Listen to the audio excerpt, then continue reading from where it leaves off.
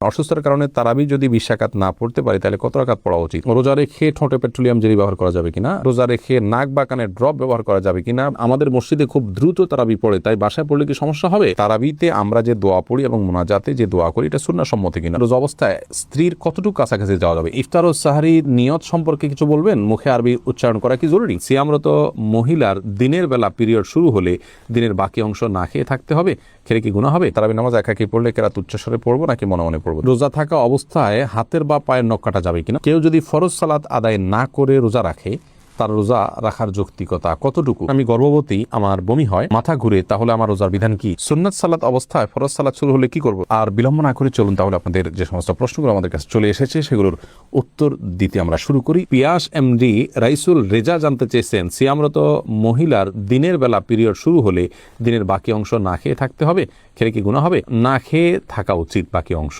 তার রোজার সম্মানার্থী করা উচিত। আহমেদ শাহাদাত জানতে চেয়েছেন, রোজা থাকা অবস্থায় হাতের বা পায়ের নখ কাটা যাবে কিনা? উত্তর কাটা যাবে, কোনো অসুবিধা। রোজা রেখে হাত পা নখ কাটা যাবে, এর সাথে রোজা ভঙ্গের কোনো সম্পর্ক নেই। সারজু রিমা এই আইডি থেকে আপনি জানতে চেয়েছেন, রোজা রেখে ঠোঁটে পেট্রোলিয়াম জেলি ব্যবহার করা যাবে কিনা? ঠোঁটে যদি খুব বেশি ফেটে যায়, খুব বেশি বিরক্তির কারণ হয়, তাহলে হালকা করে দিতে পারেন, কিন্তু আপনার একান্ত যদি ঠোঁট না ফাটে বা খুব বেশি কষ্ট না হয় তাহলে পেট্রোলিয়াম জেলি ঠোঁটে ব্যবহার খুব বেশি করে করলে আপনার সেটি আমাদের থুতুর সাথে ভেতরে যাবে, সে আশঙ্কা আছে। এই জায়গা থেকে এটি করা অনুচিত এবং অনুত্তম এবং করা যাবে না। এরপরে নার্গিস আক্তার জানতে চেয়েছেন, আমার বাবু হয়েছে 1 মাস, আমি এখন সুস্থ, আমি কি রোজা রাখতে পারবো? হ্যাঁ, অবশ্যই।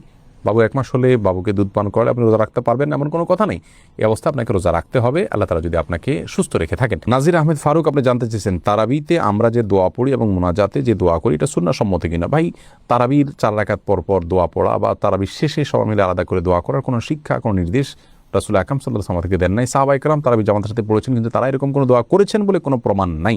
আর শরীয়তে কোনো কিছুর প্রমাণ না থাকলে ইবাদতের মধ্যে কোনো ইবাদতের মূল স্ট্রাকচার বা পদ্ধতির মধ্যে কোনো কিছু হাদিসে না থাকলে সেটাকে আমরা ইবাদতের অংশ হিসাবে যুক্ত করা, এটা সঠিক কাজ নয়। আমরা মনে করি যে এটাকে কেউ যদি তারাবির অংশ মনে করেন তো এটা ভুল হবে। হ্যাঁ, মাঝে মধ্যে করলেন সেটি ভিন্ন কথা, সালাতের পর দোয়া কবুল সেই জায়গা থেকে যা যা মতো দোয়া করলেন সেটাও অসুবিধা নেই, এটা ঐচ্ছিক বিষয়। কিন্তু সিস্টেম বানিয়ে নেওয়া এবং এটাকে একটা ফরম্যাটে আনা যে নিয়মিত এই কাজটা করা, সেটা কিন্তু সঠিক নয়। এরপর শেখ মোহাম্মদ শামীম জানতেছেন, তারাবি নামাজ একাকি পড়লে কেরাত উচ্চস্বরে পড়বো নাকি মনে মনে পড়বো? দুইটাই করতে পারেন। উচ্চস্বরে পড়বেন এই নিয়তে, আপনি তাকবীর জোরে দিবেন, একামত দিবেন যে আপনি ইমামতি করছেন, কেউ এসে আপনার সাথে পাশে যেন মাঝপথে দাঁড়িয়ে যেতে পারে, সেই জায়গা থেকে আপনি উচ্চস্বরে পড়তে পারেন। আর যদি সেরকম কোনো আশা না থাকে, কেউ আসবেন আপনার সাথে যুক্ত করবেন, এরকম কোনো আশা না থাকলে বা আপনি চাইলে একাকি পড়বেন, সেই উদ্দেশ্যে আপনি আস্তে আস্তেও পড়তে পারেন, অসুবিধা নেই। এরপরে শিহাব মন্ডল জানতে চেয়েছেন, রোজা অবস্থায় আতর বা পারফিউম ব্যবহার করার বিধান কি? উত্তর হলো জায়েজ আছে, কোনো অসুবিধা নেই। আতর পারফিউম ব্যবহার করা যাবে, রোজা রেখে তেল ব্যবহার করা যাবে, কোনো অসুবিধা নেই। ইয়াকুব হোসাইন জানতে চেয়েছেন, রোজা রাখা অবস্থায় স্বপ্নদোষ হলে রোজা থাকবে কিনা? থাকবে, কোনো অসুবিধা নেই। স্বপ্নদোষ মানুষ ইচ্ছাকৃত করে না, অতএব স্বপ্নদোষ হলে, বীর্যপাত হয়ে গেলে ঘুমের মধ্যে আপনার রোজা কন্টিনিউ করতে পাওয়া হবে। স্বপ্নদোষের কারণে বীর্যপাত হলে সে কারণে আপনি গোসল করবেন, গোসল ফরজ হবে আপনার, কিন্তু রোজা ভাঙবে না। শাকুল খান জানতে চেয়েছেন, কেউ যদি ফরজ সালাত আদায় না করে রোজা রাখে, তার রোজা রাখার যৌক্তিকতা কতটুকু? তিনি রোজা রাখছেন, একটা ফরজ আদায় করতেছেন, এজন্য আমরা অবশ্যই তাকে অ্যাপ্রিসিয়েট করবো যে তিনি অন্তত একটা ফরজ আদায় করতেছেন। কিন্তু রোজা নামাজ না পড়ে রোজা রাখার মানে হলো যে তিনি লুঙ্গি না পরে আপনার গেঞ্জি পরার জন্য অস্থির হয়ে উঠেছেন। ব্যাপারটা এরকম হয়ে যাবে, গেঞ্জি পরাও দরকার কিন্তু লুঙ্গি পরার তার চেয়ে বেশি দরকার। অতএব নামাজটাকে সবচেয়ে বেশি গুরুত্বের সাথে দিতে হবে, তারপর তিনি রোজার জন্য চেষ্টা করতে হবে। নামাজ না পড়ে রোজা রাখা এটা হলো নামাজের গুরুত্ব বা সালাতের গুরুত্ব না বুঝার কারণে। আল্লাহ তাআলা আমাদের ভাইকে বোঝার তৌফিক দান করুন। ত্রিহান আপনি আইডি থেকে জানতে চাইছেন, আমি গর্ভবতী, আমার বমি হয়, মাথা ঘুরে, তাহলে আমার রোজার বিধান কি? যদি বমি হয় এতে রোজা ভাঙবে না, ইচ্ছাকৃত বমি না করলে রোজা ভাঙবে না। হাদিসে আসলে নবী সাল্লাল্লাহু আলাইহি ওয়াসাল্লাম বলেছেন, যে ব্যক্তির বমি হয় তার রোজা ভাঙবে না, যে ইচ্ছাকৃত বমি করে হাত দিয়ে বা বের করে তার রোজা ভাঙবে। আর যদি বমি হওয়ার পর কিছু আপনি গিলে ফেলেন তার কারণে রোজা ভাঙবে, কিন্তু এমনি বমি হলে রোজা ভাঙবে না। মাথা ঘুরে বমি হয় তারপর কষ্ট করে আপনার রোজা রাখা উচিত, এটা ফরজ রোজা, এখানে কার্পণ্য করা উচিত নয় এবং ত্রুটি করা উচিত নয়। আল্লাহ আমাদের তৌফিক দান করুন। এমনি হাসানুল করিম জানিয়েছেন, রোজা অবস্থায় স্ত্রীর কতটুকু কাছাকাছি যাওয়া যাবে? রোজা অবস্থায় স্ত্রীর সাথে সম্পূর্ণ পাশাপাশি শোয়া যাবে, থাকা যাবে, এমনকি চুম্বনও করা যাবে, আলিঙ্গনও করা যাবে, কোনো অসুবিধা নেই। শুধুমাত্র স্ত্রীর সহবাস সেটি করা যাবে না। সহবাসটা যাতে না হয় সেই জিনিসটি খেয়াল করতে হবে। লজ্জাস্থানের মিলন সেটি সরাসরি হারাম, বীর্যপাত না হলেও শুধু সম্মিলনটাই হারাম। এছাড়া আলিঙ্গন চুম্বন হতে পারে। আমাদের আয়েশা রাদিয়াল্লাহু আনহা বলেছেন যে নবী সাল্লাল্লাহু আলাইহি ওয়াসাল্লাম রোজা রাখা অবস্থায় স্ত্রীদের আদর সোহাগ তিনি করতেন। এটি জায়েজ আছে।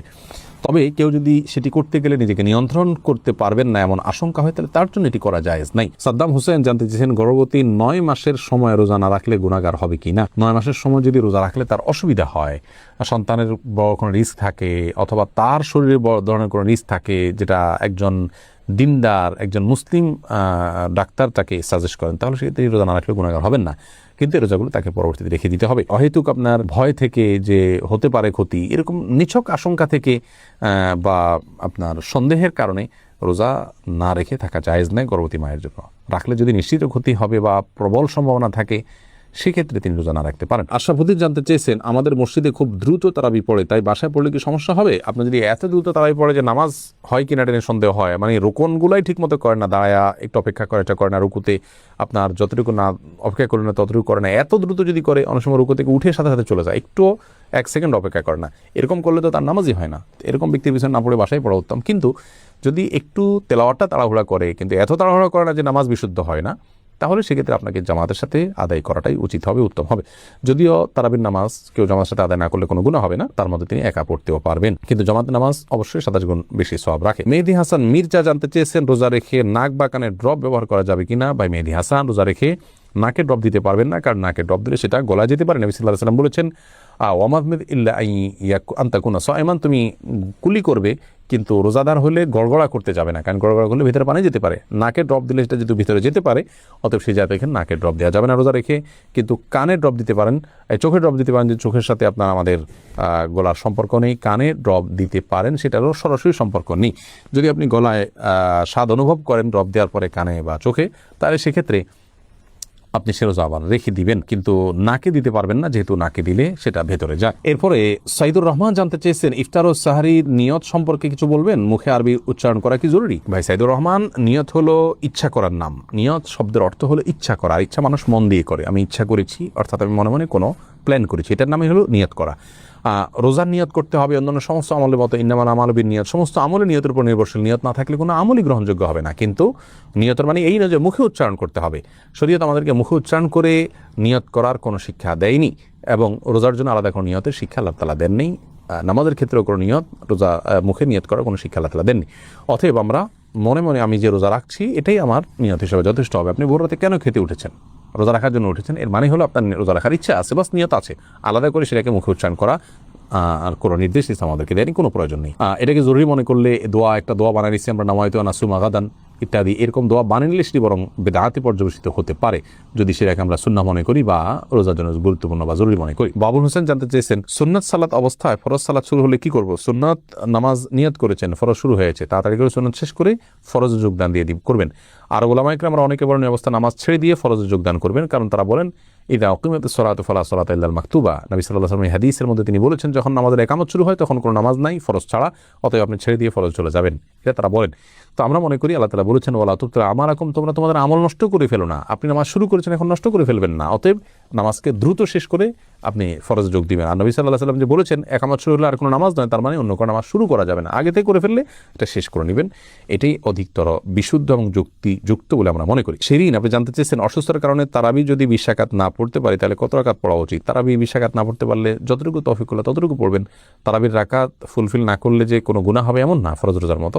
অসুস্থতার কারণে আপনি যদি 2-4 রাকাত 6 রাকাত কমও পড়েন, কোনো অসুবিধা নেই। সাইদুর রহমান জুয়েল জানতে চেয়েছেন, মোবাইলে কোরআন শরীফের অ্যাপস ডাউনলোড করে তেলাওয়াত করলে কোনো গুনাহ হবে কিনা? না, কোনো গুনাহ হবে কেন, সওয়াব হবে, কোনো অসুবিধা নেই। নাজমা বেগম জানতে চেয়েছেন, ইফতারের সময় আজানের উত্তর কিভাবে দেব? ইফতারের পাশাপাশি আপনি আজান খেতে খেতে আজানের উত্তর দিতে পারবেন, কোনো অসুবিধা নেই, দেওয়া উচিত।